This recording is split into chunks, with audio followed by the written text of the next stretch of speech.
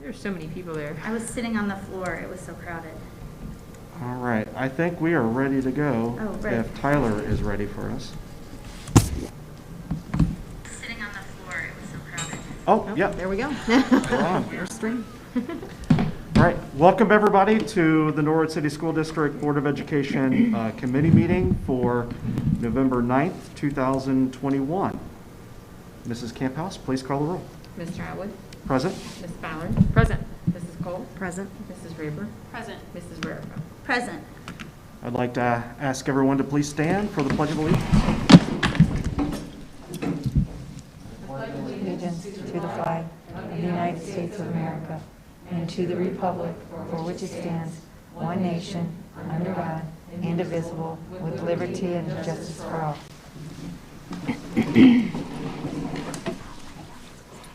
All right, section 3 in our agenda is the adoption of tonight's agenda. I would like to make a motion that we adopt tonight's agenda as written. I'll second. Any discussion on this? Mrs. Camphouse, please call the roll. Mr. Atwood. Yes. Ms. Ballard. Yes. Mrs. Cole. Yes. Mrs. Raber. Yes. Mrs. Rarica. Yes. With our agenda adopted, we will move on. Section 4 in the agenda is presentations. We have 2 that we're going to be going over tonight. And the first one is a discussion on our 5-year forecast and a presentation from our treasurer, Mrs. Campbell.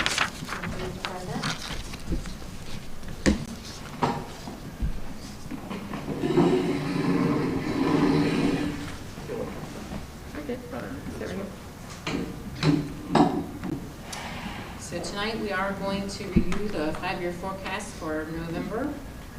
We've seen a lot of changes in the past year and a half. State funding formula has changed, tax revenue has increased, and our expenditures have decreased. We will talk about these 3 points in detail later on and how they affect our bottom line.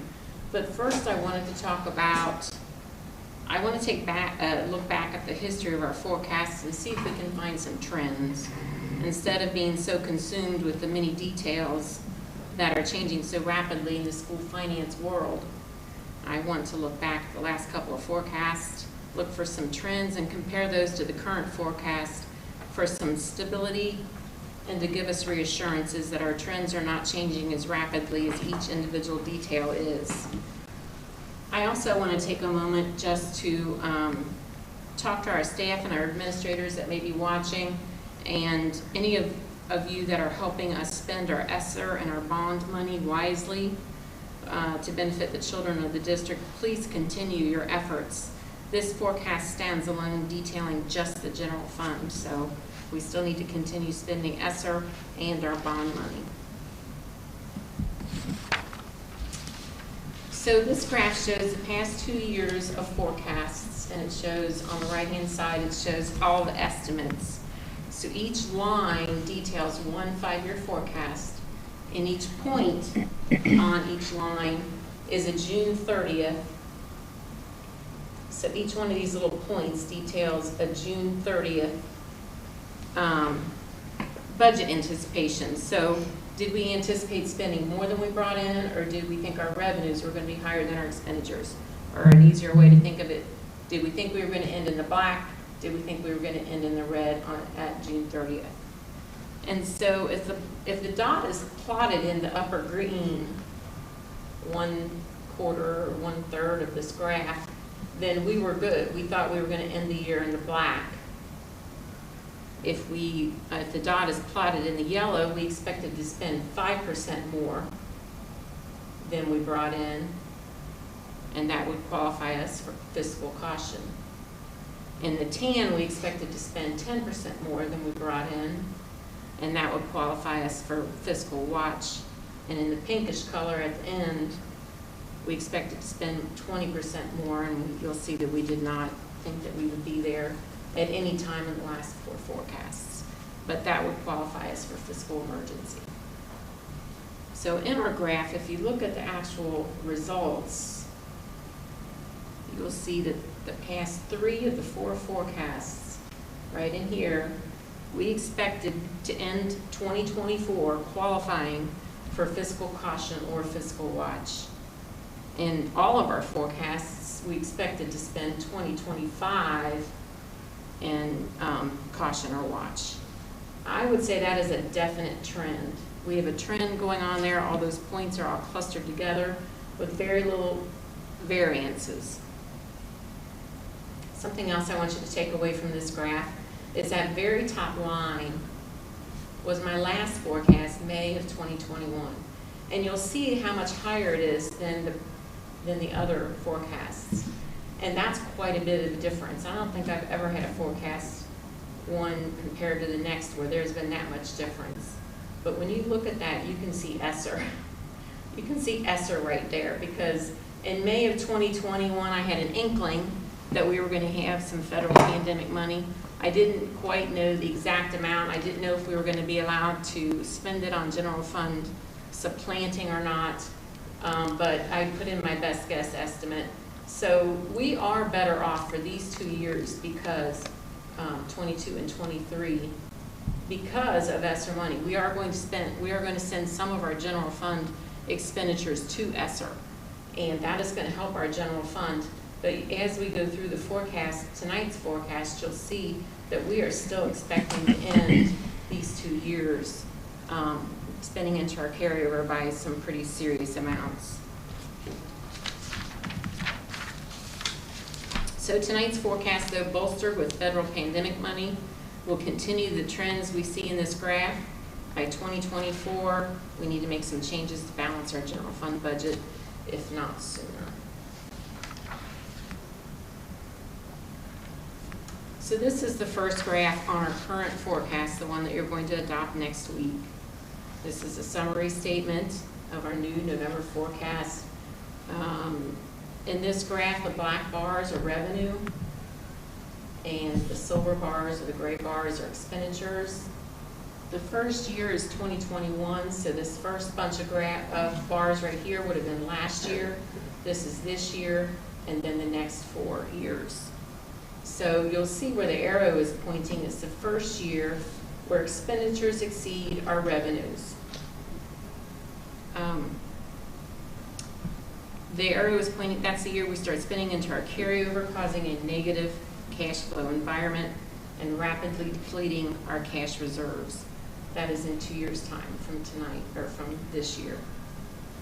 Also note that gold line, that squiggly line, that shows our general fund cash balance. During fiscal year 22 and fiscal year 23, we were able to add to our general fund cash balance as ESSER is absorbing quite a few of our general fund expenditures. But by 2024, we'll see that gold bar starts to drop until it is less than $10 million over here in 2026. I hope you can see that because I'm struggling to see it.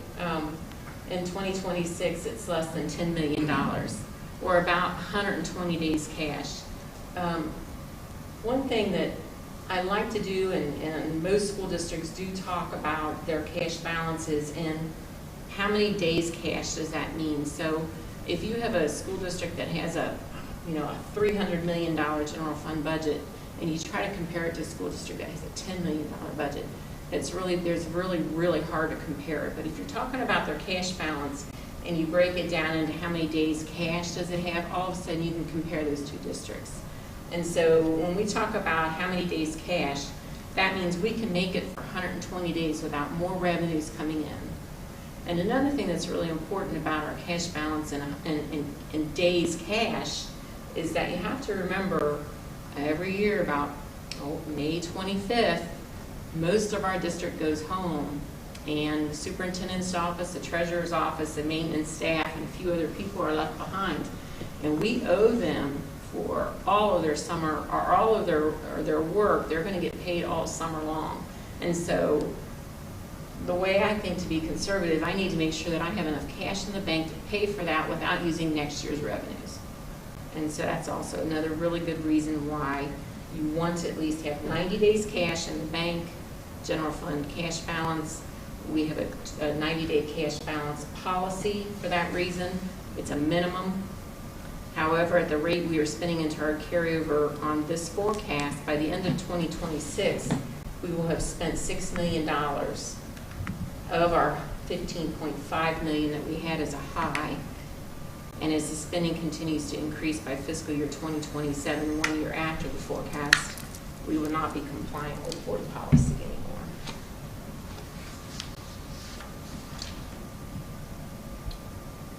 The next slide is a revenue overview.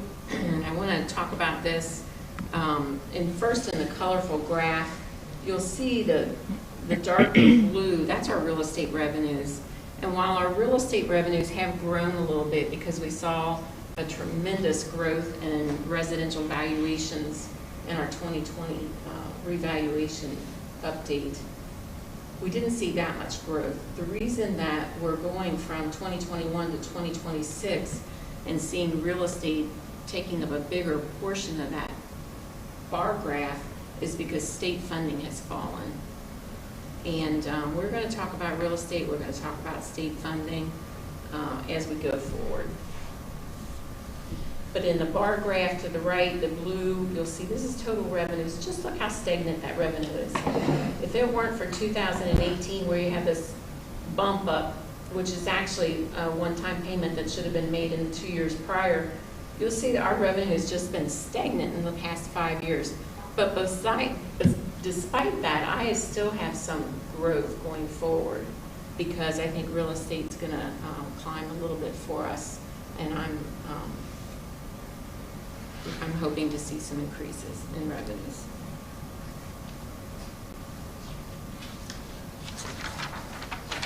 The next graph we're going to look at is just real estate taxes. Again, if you remember, and it's also in this bar graph, this dark blue graph right here. Right now, last year, real estate was about 50% of our total revenues. By the end of the forecast period, it'll be about 55% of our total revenues. Again, not only because this is climbing a bit, not a huge amount, but also because our other revenues are falling, mainly the state funding. With residential valuation increasing, I expect tax revenue to grow steadily while the housing market continues to inflate. I will be watching, however, this very closely for signs of a real estate slowdown and will adjust the forecast as needed.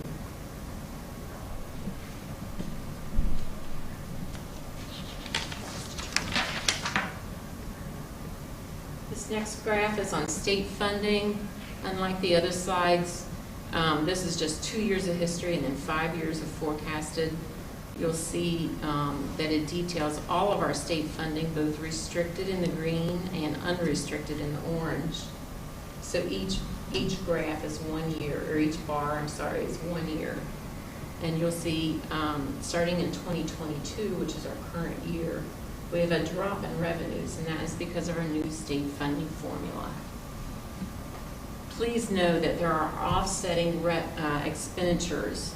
offsetting expenditure drops also as the state has started funding school choice on their own, no longer taking it from school districts. So even though we're seeing this drop in revenue, we are still better off if you just consider state revenues, because that school choice is being paid from the state. It's not coming from us, and we'll talk about that in another slide. The new funding formula passed, and the biennial budget passed with 4 guarantees in it. I don't believe it was the state legislature's intention to have 4 guarantees in our new funding formula. With that, I have assumed that the state will start phasing out these guarantees. Norwood is a guarantee district. We are heavily on the guarantee, and that just means that our student counts have dropped low enough that we're getting paid off of the guarantee instead of off our actual student counts. So the phase out that I have planned is very gradual. It's 3% of total state revenues. So the first 2 years are set. 23 and 24 are already in law. So in fiscal year 25, I have a small decrease of 200,000. I'm sorry, in 24, I have a small decrease of 200,000, and then 25, of 400,000, and finally in 26, 600,000. This is an assumption of mine. We don't know what's going to happen. State law has only set 2 years of our budget for state funding. So, in the third year, any guess is as good as another. I'm going to go on to an expenditure overview, and this is where things really get interesting in my geeky finance world. So, first thing I want you to look at is the multicolored graph here. You'll see salaries and benefits in 2021 were a somewhat reasonable number, and then in 2026, all of a sudden, they are taking up 80% of our budget in 2026. And I just have to tell you that 80% is a magic number in school finance. If your salaries and benefits are consuming 80% of your budget, you cannot sustain that. No district can sustain that. I don't care how wealthy the district is. So that's just another sign on our end that we need to make some changes. The changes that I'm talking about, I'd like you to remember that we are not, our salaries and benefits are not high from overpaying staff, but because we are overstaffed. In our history, as student counts fell, many prior administrations ago did not reduce staffing levels and left that to us to do. I also want to talk in fiscal year 22 and 23 right here. Look how low that drops. That is a sign those expenditures drop really low, and most of that is because ESSER grants are absorbing costs. But you'll see in 24 those costs bump up really high, and that's that expenditure cliff that I've been talking about. When ESSER grants run out, all of our expenditures have to come back to the general fund. We are also seeing declines in purchase services due to that school's choice, and we'll talk about that in 2 more slides. This is just payroll. I want to talk about just payroll. Again, each bar graph is 1 year, and I broke it out by type of payroll. So in this graph, the green part is teacher salaries, the red part is classified staff salaries, orange is administration, and the blue are supplementals like coaching and advisors. So in this graph, you'll see the decline in payroll costs in fiscal year 22 and 23 as we use ESSER funding to supplant the general fund. And that just means that I'm taking general fund expenditures and taking those out of the ESSER grant instead of the general fund. In fiscal year 24, the federal grant will be all spent, and all 31 employees paid from ESSER will have to come back to the general fund, causing a definite expenditure cliff in this year right here. You see that just is right across there, and there's that cliff. Payroll and benefits will climb over the last 3 years of the forecast until they've exceeded 80% of our budget, which is not sustainable, as I said before. It's not sustainable for any district. The next 2 graphs are going to be about purchase services. I want to show you this one first. It's total purchase services. And this is just remarkable good news. I used to worry about purchase services so bad because it was just something we couldn't control. It was so based on what legislation came through Columbus, and we just had such a hard time controlling it. But in this graph, you'll see that purchase services in 2021 was a little over 20%, and now I'm predicting in 2026 it's going to be a little less than 15%. So this large drop in purchase services, again, is due to changes in state funding that mandates that the state has to pay for school choice. In fact, once school choice is removed from this line item, we anticipate no issues controlling these costs. So now that school choice is out of purchase services, the things that are left behind are things like utilities, staff training, contracted cleaning, and transportation costs, and special education contracted costs. And you'll see again just that big drop right there from this was last year and this year. And you'll see it in all of my monthly reports where purchase services just is very low, and thankfully so. So this graph is on just tuition. And so this is a lot of this is our school choice costs. So You'll see right here in the gray, the state eliminated expenditures for community schools. And that brick color is for open enrollment. And then part of the green color is for special education vouchers. And this is a drop of $1.5 million. It has really helped our bottom line and more than makes up for the loss in state revenues that I think was only about $600,000 or $700,000 that we discussed earlier in one of our first slides. So when I talk about the issues that we're having with our bottom line, we can take out state funding. State funding with this drop in purchase services is not really the reason that we're having a hard time with our bottom line.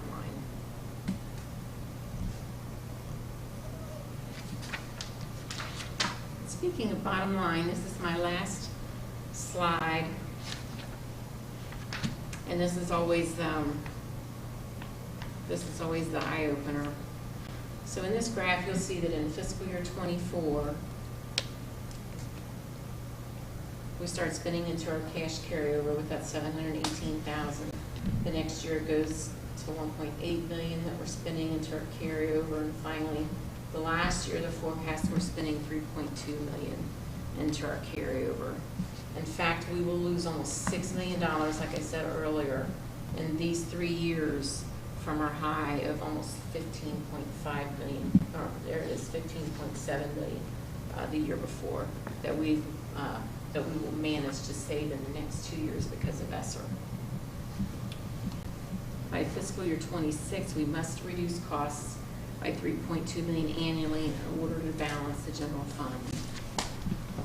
I will also ask the board to remember during our Moody's rating that we were so proud of and their approval of how we manage our finances, that this overspending would reverse their opinion. Moving forward, we need to make some hard decisions in order to maintain the fiscal integrity of this district so that we continue to do our best for our taxpayers and our students. And I feel like I'm preaching to the choir here because I know all of the board is all on the same page with me, but it's my job to tell you what the forecast looks like, so please forgive me. I know we've talked about this so many times. We're all on the same page. We all agree that we need to reduce our costs. It's just a matter of getting started and getting it done before ESSER runs out. But of the 3 facts that I mentioned in my first slide, we've learned that state funding will never be high enough to overcome our fiscal challenges. I think there were some hopes maybe when people started talking about a new funding formula that it would help us out. In fact, we would need to add more than 600 students just to see $1 extra in true funding from the state of Ohio. Wow. So we are heavily on the guarantee. We are not going to see, the state is not going to come running to our rescue. Tax revenue increases, number 2. We've seen a very nice increase in revenue with our residential valuations improving. That is in the forecast. I cannot imagine that that would be better than what I have forecasted. So I don't see that helping us out either. The expenditures have dropped temporarily in the general fund, the third thing due to ESSER funding and school choice changes. However, we cannot afford to bring all those staff back from ESSER, and we must make reductions. Unfortunately, our only option is to reduce staff to fit within our revenues. And I think I've proven to administration, we've talked to the principals, Mary and I have, about how, we are overstaffed. We had a really brief meeting with the teachers union the other day, and we talked about our class sizes. I think it's something that's pretty aware, we're all pretty aware of it. We just need to get started on it. Is there any questions? I can really bring down the mood in a room, so I apologize for that, but is there any questions or anything anybody would like to talk about in any of those slides? So I don't have any questions. I just want to highlight a couple of things. So So number one, I want everybody to remember that before the pandemic, we were already going down the path of reducing staff, right? And we kind of put that on pause as we try to navigate where we are now. So I don't think that there's, any issues with, once that's over, we're going to have to continue to go down that path in order to make ourselves, fiscally responsible for that. But in the meantime, we have an obligation to the community and to the kids to bridge the educational loss gap, right? And so that's where our focus needs to be right now. We need to do that as quickly and as efficiently as possible. But then once we go through that process, then we have to get back on track. The other thing I just want to highlight here is, last year we were able to negotiate a massive economic development package with the Factory 52 development going on. And I just want everybody to have an understanding whereas the overall deal is worth over $20 million to the district. In the beginning of that, it's going to be a slow roll, right? Because before that development package was a thing, we were getting about, $13,000 in change? We weren't actually getting anything because they weren't paying it. We Well, should've been getting it. when they were paying it, it was supposed to be $13,000 a year. So even with that deal in the first couple of years, instead of $13,000 a year, we're going to be getting more like 50-something. So it's not until the back end of that deal is where we're really going to start to see the big payoff. So while everybody kind of looks at that and says, well, hey, wait a minute, what about this economic development package? It's a long-term plan, right? It's not a short-term fix. So I just want to make everybody aware of that. There's a few selective things we can do as far as not replacing staff, the correct staff that come up, if there's retirements in the right spots that we can do right now. But you're right, it's going to be in another year's time that we really need to start looking at things. Okay. And actually, when we were looking at the forecast with all the squiggly little lines, some of those years that were changes were because, everyone did take my advice to heart and we did make changes. And that's why there was a change from one forecast to the next, is because we had modified our budgets, we had reduced our staff, and it was successful. So just so that everybody's also aware, when we changed our policy to where if our cash on hand balance goes below 90 days, then that triggers the administration to effectively create a plan to present to the board on how to correct that and fix that. And we do that well before we're like screaming because we don't know how we're going to turn on the lights or pay the bills. And so before we changed that policy, the administration, I think, had until what, $500,000? It was a really low amount. It was like less than a month. Yeah, so we've given ourselves a buffer to make sure that we're constantly watching this. And I do have a question. I know that we have worked very diligently to make sure that we can give back some revenue to the taxpayers. Was that a premature decision? No, this. Okay, this is separate money? This is completely separate. That's Great. why I was so excited about. I don't want bond them to be refinancing. confused that if we're going to No. give them back something, that we're suddenly going to take it away. No. It The is a bond completely separate refunding, funding.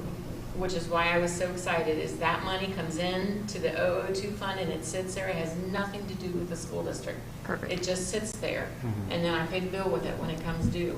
So now I can have less come in because I got less going out. It has absolutely nothing to do with the school district budgets. Right. So that's why I was so excited about it, is because it was just wasn't easy, but it was just like a no-brainer to save taxpayers money. Yeah.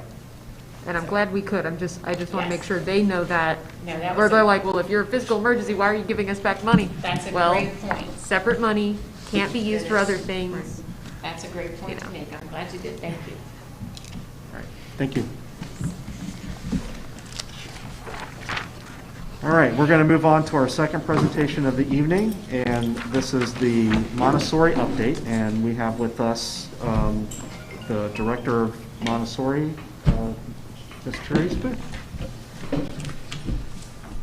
Oh, thank you. Oh, I superintendent. think I'm going to start. Okay. We've got three of us. Nice. But I'm going to start it off here.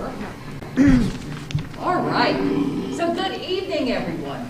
You know, it has been over a year and a half since we talked about district market share, and there was a great segue with Julie talking about our enrollment has gone down. So we talked about this in February of 2020, but we've been, even though the pandemic slowed us down, we have been moving forward. I wanted to show you the decline in market share. This is the exact slide from a year and a half ago, which shows a 12.6% decrease over 7 years.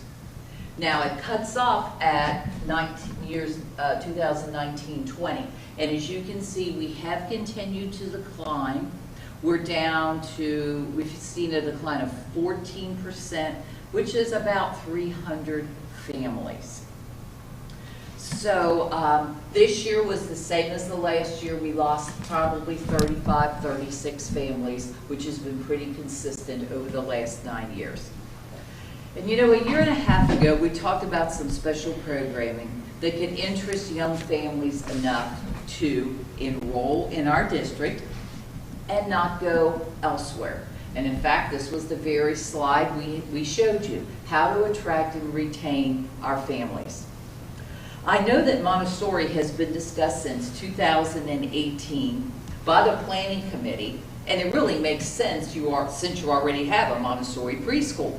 And I think it was Amber, you were on the committee, plus Amber went to a Montessori preschool, Shannon went to a Montessori preschool, Christina sent both of her children to a Montessori preschool. So we do have lots of expertise in the room. Plus, our district loses enrollment to the private Montessoris that literally are in Norwood. We've got the XU Learning Lab and Azalea Montessori right here in Norwood, which are both private Montessoris that do attract students. I know we had 11 Norwood families at XU last year. And even though we do have some parents who come to our preschool Montessori, there's no path forward. So when we started to look at the data, we saw that they left us by kindergarten and first grade to go elsewhere. And some of the places we noticed was Good Shepherd Montessori, Mercy Montessori, and also to the CPS Montessoris due to open enrollment. So we thought we needed to look at where they were going. So, let me, well, I probably should just leave it up there and not rush ahead. So we wish to retain our preschoolers in the program and let them move on to a Montessori kindergarten or a preschool kindergarten combination, depending on the number of students who stay with us in their ages. We thought we'd start small, 3 or 4 classrooms, located right here in the middle school. You know, we have a whole east wing that will be vacated when Williams returns next summer to their school. So the current Montessori preschool, taught by Sunny Saline, which everyone loves, it's already here at Williams, so it would simply stay here. And then her children would move up to kindergarten right here in this building. And the good news is we do have ESSER monies, like our treasurer said, to buy instructional supplies. So this truly is the right time to do it, because at this moment in time, we do have the resources to buy the instructional supplies. So just to make sure that we were still on the right track, we thought we'd better survey our community, because it's been a year and a half since we've discussed this. And that's exactly what we did this fall. So I am going to turn it over to Glenna to talk about the response from our community. And then after that, Therese can answer questions around the training for the teachers and tours and enrollment. So this is our timeline right here. And Glenna, I'm going to turn it over to you to go over the survey. And you can kind of see where we are. Community survey, September of 2021. Thank you, Mrs. Ronan. So we did take a survey in fall 2021, and we wanted to gauge the excitement around the opportunity for expanding our Montessori preschool. Right away, we had 105 responses, and almost 45% of those who responded have a child 5 years old or younger. And then 16% have children who have been enrolled in Montessori programs other than our own. And very positive, 65% almost, want information ongoing with the Norwood Montessori program. And they gave us their contact information, so we're going to keep them updated. So we're very excited that this is an opportunity to attract young families to our district. Of note, and I think this speaks to the family community feel of Norwood, 19% live in Norwood and have school-age children who are not enrolled in Norwood City Schools. They still took the time to share their thoughts and opinions about this opportunity. We had a very positive yes or maybe response. 67% of those surveyed would like to send their child to the Norwood Montessori School. I thought that was very strong. Since we had an opportunity, we asked them a list of ways that they hear about Norwood City Schools or how they seek out information about us. We gave them a list larger than this one, but these are the items that came up the most. So most people are talking to their family, friends, checking out our website. We have a strong presence on Facebook, and either getting emails or robocalls from us.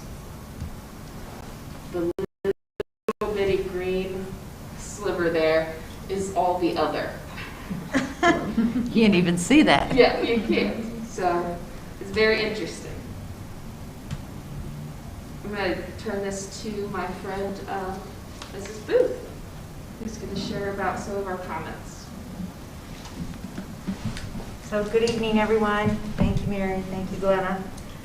I'd like to say we're grateful that there were parents in the community who not only took the time to complete the survey, but they also shared some very positive responses. So I'd like to share some of those with you tonight.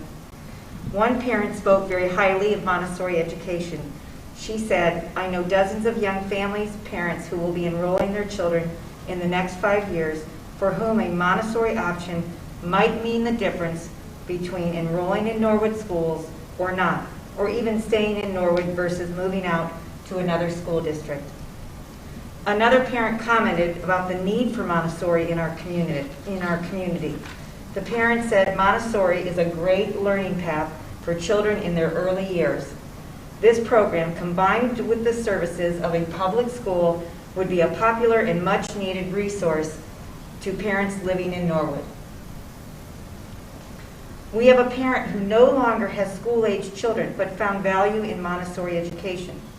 The parent stated, "My boys went to CPS for Montessori education. I would have considered Norwood Montessori if that had been available. They are now all out of school." Two other parents shared their enthusiasm with the following responses. One said, "Would definitely be an asset in our town," and another parent said, "Montessori would be such a great addition and we would definitely enroll." So if we refer back to our timeline on track, our teachers are currently working on their Montessori credentials, and in the very near future, we will continue our marketing efforts, which includes mailers, yard signs, billboard advertising, video clips, and social media ads. We will be ready for January tours and early registration. So if we take a look at slide 14, Glenna, thank you. This chart shows that both traditional and Montessori classrooms are being offered for families across the district to consider when enrolling their child. Head Start will continue to be offered at Norwood View and Sharpsburg Elementary.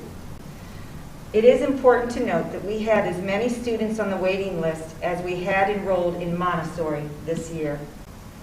Our plan is to accept all applicants preschool through first grade for the 22-23 school year, and of course, this would be offered for all of our Norwood residents. So this is an update. There will certainly be more information coming as we continue to plan. So at this time, if there are any questions you might have, we would welcome them. Well, yeah, Teresa, I wanted to point out, if we have as many students on the waiting list as enrolled, then we're turning people away. And I know once you turn them away and they get happy somewhere else, in general, they don't come back.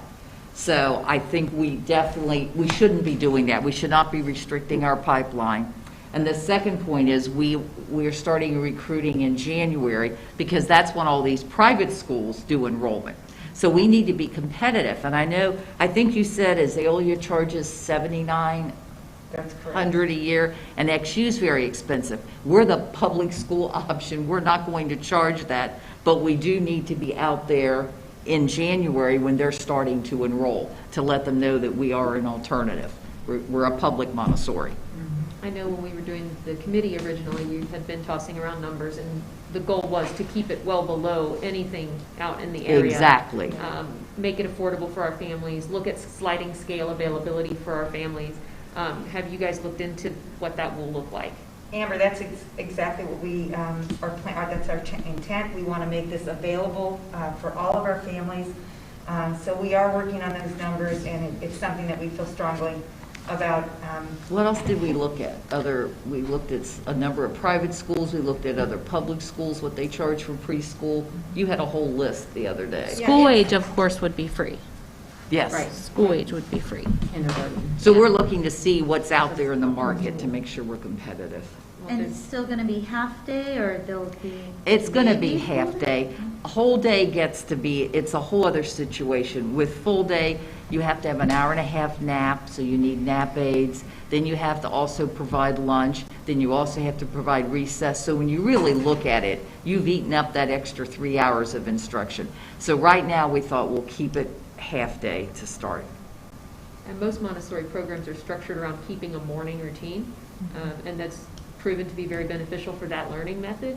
So I think if we start there, that's the strongest way to kick off a program. And if the need is there, we can look at afternoon programs for later on. Exactly. We just wanted to start off small, see what the interest is, make sure we're doing it correctly. Since I was on that committee before, if there's any way that I can help you guys now, I'd be more than happy to help out in any way. Amber, I appreciate that. Thank I love you. that work, and I'm so glad to see it back up here. We are very excited. I appreciate the enthusiasm and the energy that's coming from all of you, and then also from the staff. It's going to be a great addition to our district. It's something that is responsive to the needs of our community. So we're going to be ready in January for that early registration, and excited about the tours that we can offer families to come in to see the Montessori setting. All right, does anybody else have any other questions? I have a question. I'm not super familiar with the Montessori program, but I'm just curious, as we add more grades, is the plan to, I don't know what the training entails, would it be to train staff that we have now to be able to teach Montessori, or would we be bringing in new staff who are trained in Montessori as we add more grades? That's a great question. We currently have staff that are staff members of Norwood currently. We certainly would be responsive to people that are outside the district. We've got there are some. But you have 3 in training right now. We have Current. How long does the calendar take to get trained? The training for the current program is 18 months. Okay. So it is a hybrid. It's both online and a full immersion into the classroom setting next summer. So and then following that, there'll be a year with in classroom consults, opportunities for that one-on-one instruction for that support. So that's something that is embedded into the training program. And the bonus is too, if our enrollment has dropped to the point where we have to downsize classes or condense classes, we now have a space for that teacher to go into for where the enrollment numbers will be. Because if we are going to retain these families, that's the classroom that's going to need the teacher. So if this teacher gets the training, we can just move them right over. Right, well, that's what I'm hoping, that Right. some of our teachers will do that. Exactly. We did. We recruited 3 of our young teachers and asked them to take the training. So they're current teachers in training who work in Norwood. Because we did notice in other schools, and we said to them, enrollment's declining in your school, you may want to get trained in Montessori, so you'd have another option. And it is, once you are credentialed as a Montessori teacher, that's something that you can take forever. I mean, that is something that once you have that credential, there's so much value into to that training that they'll be receiving, and they're very enthused about it. So but we don't want them going anywhere else. We want them to stay with us. Right. And we did offer the training to our elementary teachers, so we had put that out there to ask. Yeah, and these are the teachers who raised their hand, and you would expect as your new teachers, young, energetic, they said they were interested. But we did offer it to all. All right. I do have a couple of questions. So Montessori staying in this building, correct? Yes. Because with tours starting in January and then the program implementing beyond preschool starting next year, which makes it a really tight time frame, are we sure that this building is the right conducive environment? It's already set up for it. I mean, it's not totally set up for it. And the reason why I say that is that in this building right now, the bathroom receptacles are not suited for preschool children. And in addition to that, there's no rooms in this wing of the building that have functioning water in the room. And functioning water for wet work is a big part of Montessori education. So what are we doing as a district to make sure that this building is set up for that? Well, we do have 2 preschools, even as we speak, from Williams on the first floor right now. And we did put in actually added an additional restroom, which I'm sure we could retrofit with a smaller toilet if that's an issue. But at the same time, you can't make it all preschool because you're going to have kindergarten and first grade also using the same toilets. But now the sink situation is slightly different. I know one of the classrooms we're planning on using does have running water. The other does not at the moment. So we're going to have to take a look at that, although there are 2 restrooms on that floor that are accessible. Or you do like what Shannon, I think you've done in preschool classrooms, we do the portable sinks. And that's really what we've had to do this year. I'm not a big fan of the portable sink solution, to be honest with you. Oh, I'm not in love with them either, Yeah. but I mean, if we can retrofit water in the room, I mean, to me, that's the best solution. But I just don't want to promise that because I don't know where the nearest water is. So, and on that ground floor, the other issue is some of our ground is literally, there's not a crawl space under it. no, I get that and I understand that. But if our long-term solution is to have that program housed here, then we need to think about long-term solutions for making it the best environment and not think about we're just going to fix it right now, right? If we're going to do it, let's do it right, and let's do it right in the beginning and not half-bake a solution. I'll talk to Mr. Peter and see about getting water. The good news is we do have the place set, 2 place sets actually, one for preschool and one for elementary, so that's already on site. I'm not opposed if you think it should be somewhere else. No, I'm not saying I want to see it in a different building. I just want to make sure that as a group that we understand that if we're going to put it here, let's make sure that we do it right here. Right? My next question revolves around, the rest of the building is going to be 7th and 8th grade, and 6th grade is going to be staying here as well. 6th grade's up here on this top floor. Correct. So the Montessori program next year is going to be pre-K, K, and then first grade, right? So what are we going to be doing with specials for the K and the first graders? They will have specials. They will have to share with the other elementary schools. Right now at Sharpsburg, The View, and at Williams, our art, music, and PE teachers don't teach a whole day schedule. Okay. Because there aren't enough children in the building. All of those buildings are about, Williams is about at 220, Sharpsburg is about 250, and View is the largest, is a little over 300. So we have extra, kind of what Julie was saying. We really should just have part-time art, music, and PE because the numbers have dropped in those schools. Sure. So basically what is currently occurring, they give other assignments and help out tutoring. So we'll have to develop a schedule where, you know, you have, let's say you're at Williams Monday, Wednesday, and Friday. You come here Tuesday and Thursday to do PE. Right. So we're going to have to sit with the principals and coordinate that, because we really do have the staff to cover. And in fact, I don't think we'll ever have to hire any art, music, and PE because we are greatly overstaffed. Okay. All right. Those are my questions. Thank you for the presentation. Oh, you're welcome. Thank you. I just got to get those sinks. That's my mission. I just knew the biggest room down there is a science room. That's where I had science, and we have wet access. So I didn't know. That's I not didn't the, know but why that that's was the not issue. that's not the room that they're in though. But I was like, we do have it on that floor, and so I was like, if we have to move it Yeah. into that room, there is a very large room down there that has. That has same water, setup. there is, and, Yeah. and that's where we're going to put, yes, the second one. All right, moving on in our agenda. So section 5 is the Education Committee, and I'd like to turn it over to Board Member Mrs. Raber. Thank you. So item 5.01 is the district calendar for the 22-23 school year, and that's attached, so you can all look at that. It looks pretty much like this year. 5.02 are a couple of field trips. Middle school field trip to Washington, D.C. in May, and then a field trip to Camp Campbellgard from Sharpsburg, also in May.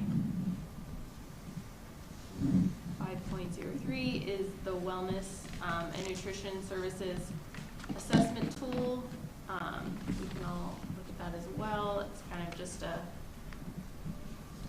just a report of all the things that our nutrition services are supposed to be doing, and I think we're doing all of them. So we just need to approve this report next week. And that's all I have for education.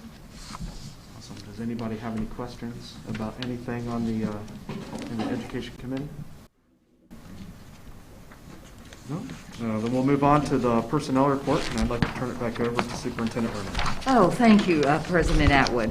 Well, on 6.01, we have 3 retirements, so I want to congratulate Brad Hunt, Mary Allison Birch, and Roberta Danielson. They will be retiring this year, and we wish them well, and they will be greatly missed. In 6.02, on employment, we would like to welcome a new physical therapist to the district. Under item 1 and under item 3, we also have an additional student assistant, Taylor Covert, who is new, and she is at Williams.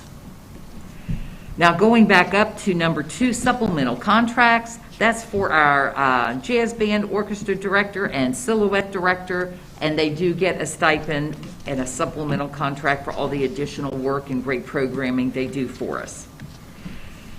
Number 4, these are our certificated employees that we're giving pupil activity contracts to for our winter sports, because winter is almost upon us.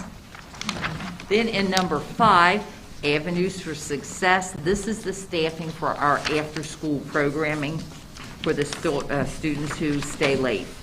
And number 6, this is typical. Every year we run through security for our athletic and after-school events. If we need it, we have a standing PO with the Norwood Police Department and Hamilton County Sheriff's Department. And that concludes my report. All right, fantastic. Any questions? We'll move on to item 7 in our agenda, which is the Policy Committee report. And I'd like to turn it over to Board Member Mrs. Rarica. Well, we have a lot of policies that you've heard Christina and I talk about before. I don't have my notes because I took them all out of my bag for the conference. So do you have any questions on these? Maybe I'll remember, but Christina's here. Yeah, we did the first reading last month, so this month, unless there are any items in any of those policies that we need to discuss specifically, it's the second reading and adoption that's going to happen next week. Right, and so I'll note that these are all handed down to us from the state, except for one I think Julie worked on, which was about purchasing. Look at me, I remember. So really, a lot of it, like, if someone didn't like anything that was in it, you'd have to contact your state representative and tell them, hey, I don't like what's going on. We don't have a ton of choice. Most of this is handed down from us, except for the one about purchasing from Julie. All right, any questions? No, we'll move on to the Building and Grounds Committee report. I'd like to turn it over to Board Member Mrs. Cole. Thank you, Mr. President. So we have one request this month. It's from the New Vision Missionary Baptist Church, and they are asking to use our middle school parking lot to distribute Thanksgiving boxes to the community on Sunday, November 21st from 12 to 6. So there's a note here that all in the community are welcome to come get a box of food for Thanksgiving to prepare at home. So that's the only update we have for this month. All right, and then finally on our agenda is the Finance Committee report. I'd like to turn it over to our treasurer, Mrs. Camphouse. Thank you, Mr. President. 9.01, the financial reports, the regular month reports are attached. I will be working on the CFO report and change order listings for next week. 9.02, appropriation resolution, our budget for the year. 9.03, new accounts. We are creating a new trust account for the below donation, as well as a Moeller playoff account, as Mr. Richardson will have to coordinate the playoffs with OHSAA for the paperwork. 9.04, a fantastic donation from the Foster Trust for $100,000 to provide participation fees for students that cannot afford to play athletics. We will set this amount in a trust fund earning interest, and it should last us for quite a while. I will try to have Mr. Richardson here next week just to talk about it a little more, because it's really exciting. Yeah, I think we really need to talk about this. I mean, Yeah. because this doesn't happen every day. I mean, you're having somebody donate $100,000 into a trust just so that we can cover the cost of participation fees for our student athletes. It's just fantastic. Yeah, I know. that's. And I don't know all the details, and I do apologize for that, but I really want to talk about it. So we'll see if we can get in here next week just to share the good news. 9.05, a certificate of substantial completion with Norwood View. This starts our warranty protection. Also attached, you probably noticed, is the punch list that we are working through. We will coordinate final payments to the general contractor, Graybach, after the punch list gets finished. 9.06, five-year forecast and assumptions. The five-year forecast and assumptions are attached for your review and approval. After Thursday's board approval, I will submit these to Ohio Department of Education for acceptance, which is due by November 30th. 9.07, modified tax budget. The tax budget is due very soon. I don't have the resolution yet from Hamilton County Auditor, but I will get with him this week for the resolution in order to allow us to file a modified tax budget as we've done in the past several years. And finally, 9.08, Williams change order. I wanted to talk about this a little bit because it is a large change order, but we have added a tremendous amount of work to the board office side of Williams Elementary. So on the board office side, there were no restrooms on the board office side, and we were all sharing the student restrooms on the one floor. And so this change order will add 3 restrooms to the board office side, updating electric in my office. I don't know about anybody else's office, but in my office I have 1 plug, which is just not sufficient for all the computer stuff that I need. We're updating electric. We're going to do some, we're going to paint the entire area. We're going to have new carpeting. And in addition, we're remodeling the actual boardroom also so that hopefully we can get our committee meetings back to the boardroom. The beautiful paneling and all the woodwork is going to stay, but the plan is if you remember when you first walked through that door and you look all the way to the back where the windows were, there was that big Radiator. Like benches. The radiator, yes, they're gonna Mhm. take all that out, which should give us a little bit more room where we can have some audience seating, which would make it much more useful for us. We're also adding a break area for the staff, which is very small, it's just a refrigerator and sink. And then we're reconfiguring several areas for safety, like, I don't know if you realized it or not, but you couldn't actually lock the treasurer's office. And so you could lock the one door, but you could get out the back door or in the back door. So there's some things that were very needed, and that's why that dollar amount is a little higher than we estimated. And that is all I had for finance. And I did just put that change order on today. I just got it yesterday when I was in Columbus, so, but it is out there for you to review now. Was there any questions on any of the fiscal items, finance items? I'm glad you'll have a bathroom. You have no I've idea. needed to go to the bathroom a lot of times when I've been over there. It happens, like the mailman will come in and I have to go into the school to go Yeah. to the bathroom, so.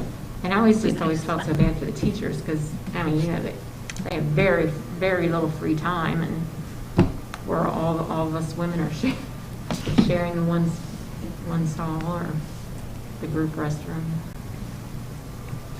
All right, any questions? Nope, that's the last item on our agenda. Section 10 is adjournment. May I have a motion to adjourn? I'll motion. I'll second. All those in favor say aye. Aye. Aye. We are adjourned. Thank you, everyone. Thank you.